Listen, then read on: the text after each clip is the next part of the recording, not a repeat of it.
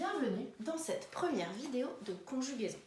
Alors normalement tu as lu le texte page 48 qui parle de ce petit garçon qui fait des grosses colères. Dans ce texte, tu as remarqué, il y a deux verbes qui sont roses. Ces deux verbes, ce sont eux qui nous intéressent pour le travail qu'on va faire. Le premier verbe rose, il est dans la phrase « Il fait une grosse colère ». Tu le vois dans le texte? Regarde le texte. Il fait une grosse colère. Pour retrouver le verbe, tu t'en souviens, on met à la forme négative, ne et pas, il ne fait pas une grosse colère. Donc on sait que ici le verbe c'est fait.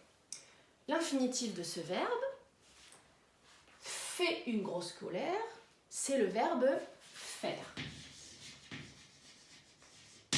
Dans cette séance, on va regarder comment le verbe faire se conjugue au présent, c'est-à-dire ce qui se passe maintenant. Ok. Donc cette phrase, il fait une grosse colère, on va la transposer avec je. Je. Alors qu'est-ce que ça va donner d'après toi? Je avec fait une grosse colère. Eh bien regarde bien, ça va donner je fais une grosse colère. D'accord? Donc avec je, tu regardes, ça s'écrit comme ça.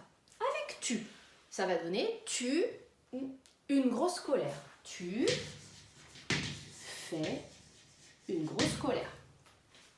Avec il, on le connaît déjà, il est déjà écrit dans le texte. Ça donne il fait une grosse colère.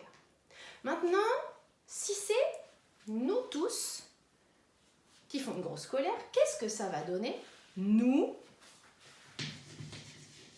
regarde bien comment on va l'écrire, nous faisons une grosse colère. Alors attention, dans faisons, il y a un petit piège avec notre oreille.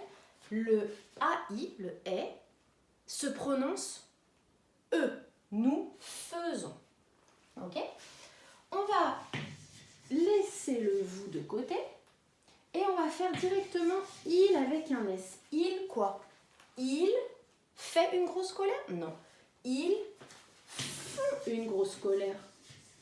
Ok. Maintenant, on va regarder le vous. Alors le vous, il est un petit peu comme un piège. On aurait envie de dire vous faisiez, mais pourtant vous faisiez, ça n'existe pas. On va dire vous faites une grosse colère. Vous faites. Alors tu as remarqué le verbe faire, quand on le conjugue au présent, eh bien il y a beaucoup de choses qui changent à chaque personne. Qu'est-ce qu'on observe? Première chose, je fais, tu fais, il fait, on entend la même chose. D'accord? On entend la même chose. Fait et fait. Par contre, est-ce qu'on voit la même chose? Non. Là, qu'est-ce qu'on remarque? Il fait F-A-I-T, je fais F-A-I-S et tu fais F-A-I-S. Et qu'est-ce que vous remarquez là? Ben oui, c'est exactement la même orthographe, ça s'écrit exactement pareil.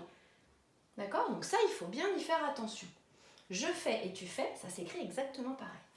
Et attention, qu'est-ce qu'on observe aussi dans cette conjugaison du verbe faire?